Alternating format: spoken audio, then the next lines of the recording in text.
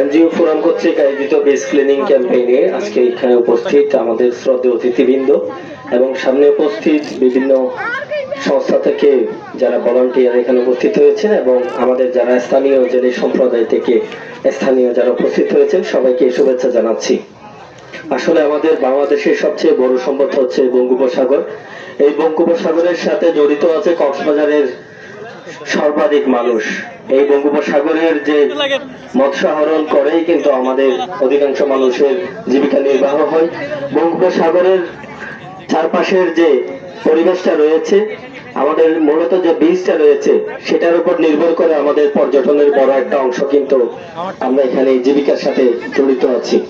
এই পর্যটন শিল্পকে ধরে রাখার জন্য এবং সমুদ্রের যে জীববৈচিত্র্য থেকে শুরু করে যে মৎস্য সম্পদ রয়েছে সেটাকে সুরক্ষিত রাখার জন্য আমরা যারা স্থানীয় থেকে শুরু করে যারা এখানে পর্যটক হিসেবে যারা আসে সবাইকে সচেতন হতে হবে।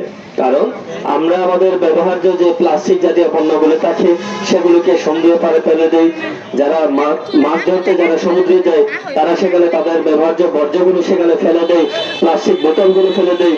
এগুলোর ফলে দিন দিন কিন্তু আমাদের সমুদ্রের যে মাছগুলো রয়েছে সেই মাছগুলো প্লাস্টিক, তারা সেই প্লাস্টিক গুলো খায়, আবার আমরা মাছ খাই। এভাবে করতে করতে আমাদের মানব দেহের মধ্যে মাইক্রোপ্লাস্টিকের একটা প্রবণতা দেখা যায়। মাইক্রোপ্লাস্টিক আমাদের শরীরে মিশে যায়। এটার ফলে আমাদের শরীরের দিন দিন বিভিন্ন ধরনের ক্যান্সার থেকে শুরু করে নানা ধরনের রোগ ব্যাধি হচ্ছে। আর তার পাশাপাশি সমুদ্রের যে জীববৈচিত্র্য সেটা যখন ধ্বংস হচ্ছে তখন আমাদের এই স্থানীয় যারা লোকজন আছে যাদের জীবন জীবিকা হচ্ছে সমুদ্রের সাথে জড়িত, তারাও কিন্তু দিন দিন মৎস্য আহরণে গিয়ে তারা বিফল হচ্ছে।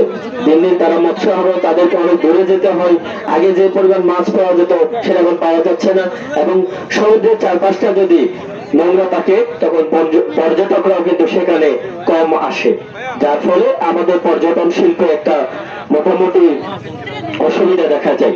সেজন্য এই যে সমুদ্রের জীববৈচিত্র্য, সমুদ্রের সৈকত যেটা আছে সেটা এবং সমুদ্রের চারপাশের যে পরিবেশটা আছে সেটাকে রক্ষা করার জন্য আমাদেরকে অনেক বেশি সতর্ক থাকতে হবে, সচেতন থাকতে হবে এবং দিন শেষে আমরা যদি সচেতন হই আমাদের এই কল্যাণ হবে।